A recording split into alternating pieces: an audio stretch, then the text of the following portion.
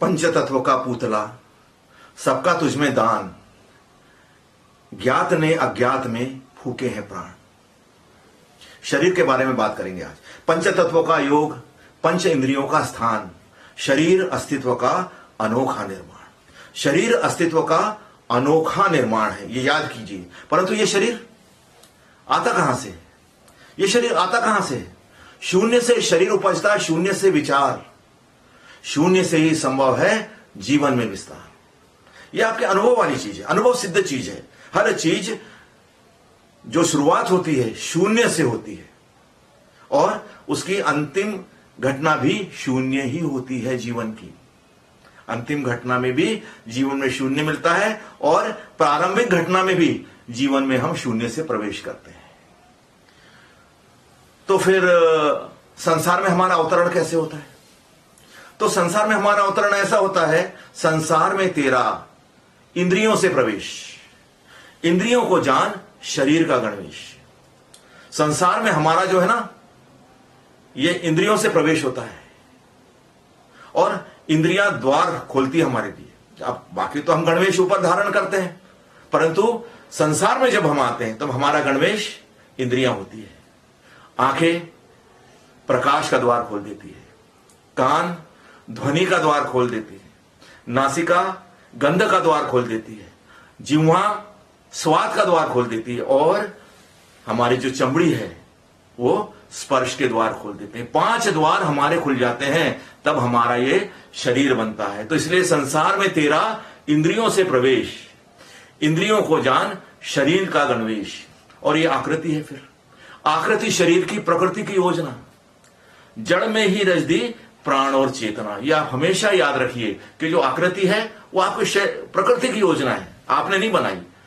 आपने कहीं कोई एप्लीकेशन नहीं दी कि मैं इस आकृति का बनूंगा, आपने कोई फिटिंग नहीं दी, आपको अपने आप फिटेड माल मिला है। तो आकृति शरीर की, प्रकृति की योजना। जड़ में ही रच दी प्राण और चेतना। इस जड़ में प्राण और चेतना दोनों को भर दिया गया है। और इसलिए मित्रों, कोई काला है, कोई गोरा है, कोई नाटा है, कोई छोटा है, कोई ऊंचा है, या किसी में कोई व्यंग है, कभी निंदा मत करना, क्योंकि यह उसकी योजना नहीं है। यह शरीर तो मिटना है, व्यंग उसका हमेशा नहीं रहेगा। व्यंग उसका हमेशा नहीं रहेगा। एक समय के बाद हर चीज को मिटी जाना है। शरीर अपने जिंदा होने के कारण मान्यता रखता है। इसमें जो चित्त है ना, चैतन्यता है, इसके कारण इस शरीर की मान्यता है। एक लाश जो है वो ना तो किसी की मां होती है, ना किसी के बाप होता है, ना किसी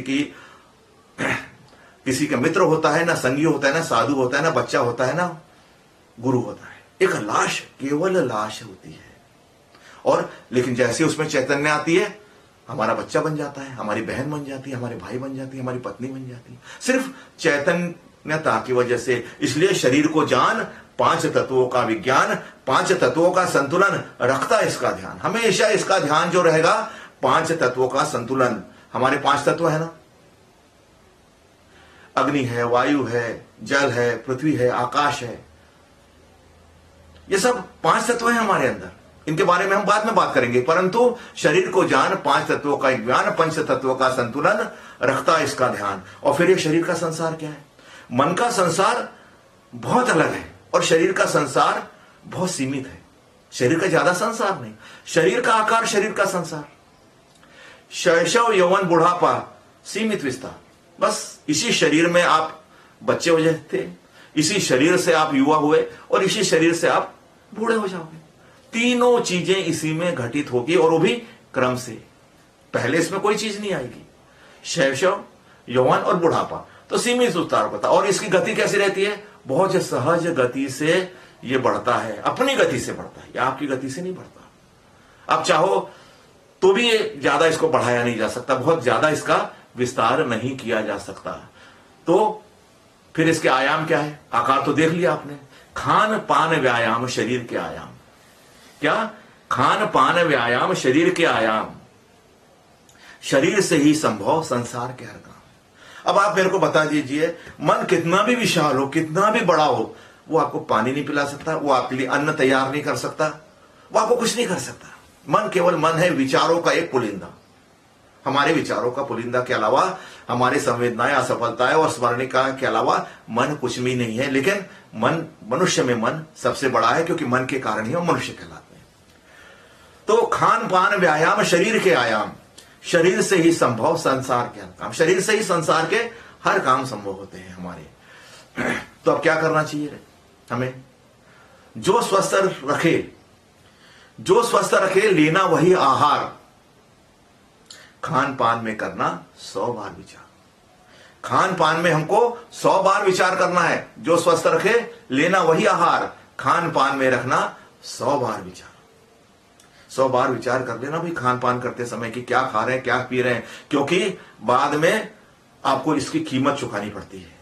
क्योंकि अगर आपने गलत खान पान कर दिया, शरीर तो शरीर है, हमने बताया ना, विज्ञान है ये तो एक प्रकार का। आपने कभी जबरदस्ती से कभी आदत बना डाली किसी चीज की, बाद में ये बोध देना शुरू होता है। और मन का बोध अलग रहता है, शरीर का बोध केवल एक रहता है, वो है पीड़ा। तो शरीर का बोध सूजन सड़न रोग, अंदर हो या बाहर, 3 चीजें के अलावा चौथी चीज नहीं मिलेगी।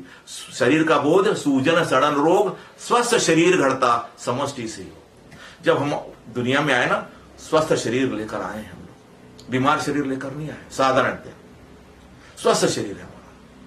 इसलिए ध्यान के काबिल है, ज्ञान के काबिल है, योग के काबिल है।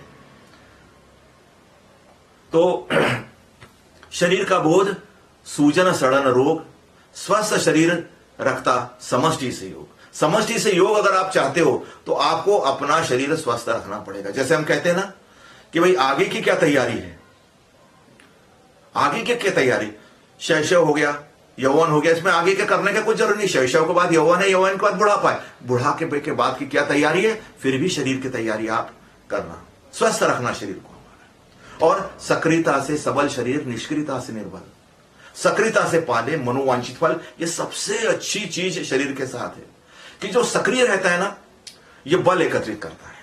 बचपन में क्या हुआ, हम बहुत सक्रिय रहे, नाचे कूदे, खेले, गाए, झगड़े, लड़े, लेकिन वो ऊर्जा उत्पन्न हुई हमारे अंदर, वो ऊर्जा यौवन में काम आई हमारे।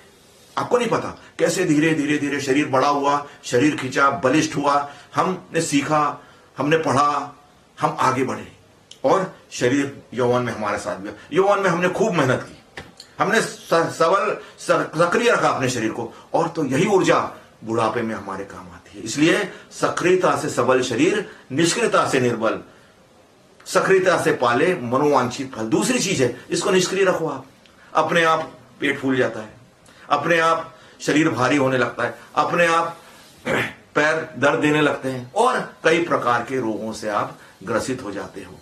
तो शरीर एक अविभाज्य अंग है मनुष्य का। मन और शरीर, मनो शरीर से मनुष्य बना है, पर शरीर इसका अविभाज्य अंग है। शरीर पर ध्यान देना ही पड़ेगा, क्योंकि शरीर वास्तविकता है, शरीर आपकी वास्तविकता है।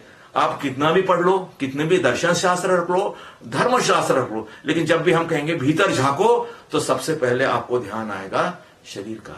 इसलिए हम कहते हैं हाथ से बोध है नाभि, प्राण बोध है धड़कन, स्वाद बोध है नासिका, कर ले इसका जतन। तो ये तीनों चीजें आपके शरीर के अंदर है, और धीरे धीरे जब आप इसका अभ्यास करते हो, तब आप विचारों के स्तर तक पहुंचने का मद्दा रखते हो थोड़ा सा, कि आप अगर आप अभ्यास करोगे तो आप वहां तक पहुंचो, ये निश्चित है।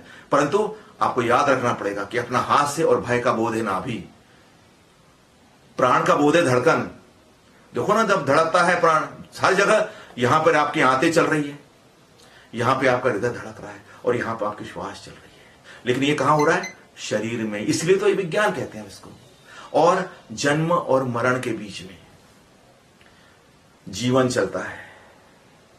तो अंत में हम आते हैं अपनी बात पर, जीवन कैसा होना चाहिए, ध्यानपूर्वक। तो ध्यानपूर्वक यानी कैसे ध्यानपूर्वक, विवेक से सज्जित, बोध से भरा, ध्यान का मार्ग सच्चा और खरा। इस बात को आप हमेशा याद रखें।